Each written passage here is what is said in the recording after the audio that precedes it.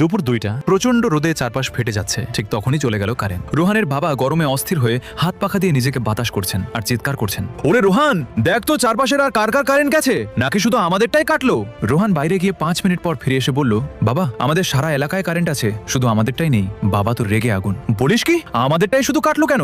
আমি কি বিল দিইনি? রোহান শান্তভাবে বলল, বিল তো দিয়েছিলে বাবা, কিন্তু তোমার মনে আছে গত মাসে তুমি বলেছিলে কারেন্ট গেলে আইপিএস কিনতে অনেক টাকা লাগে, তার চেয়ে এমন কিছু একটা করতে হবে যাতে কারেন্ট গেলেও ঘর ঠান্ডা থাকে। বাবা উৎসাহী হয়ে বললেন, হ্যাঁ মনে আছে, তো তুই কি ব্যবস্থা করলি? রোহানের সেই ব্যবস্থার কথা শোনার আগে ছোট্ট একটা চ্যালেঞ্জ। এই ভয়াবহ গরমে যারা একবার হলেও কারেন্ট যাওয়ার পর বিদ্যুৎ অফিসের গোষ্ঠী উদ্ধার করেছেন, তারা 3 সেকেন্ডের মধ্যে ভিডিওটি লাইক আর চ্যানেলটি সাবস্ক্রাইব করুন, আর কমেন্টে এই মুহূর্তে আপনার এলাকার তাপমাত্রা কত তা লিখে জানান। দেখি কার এলাকায় সবচেয়ে বেশি গরম। রোহান এবার মুচকি হেসে আলমারি থেকে এক বান্ডিল টাকা বের করে বলল, বাবা আমি ভেবে দেখলাম আইপিএস এর চেয়ে গাছ লাগানো ভালো, তাই বিলের সব টাকা দিয়ে আমি 1 ডজন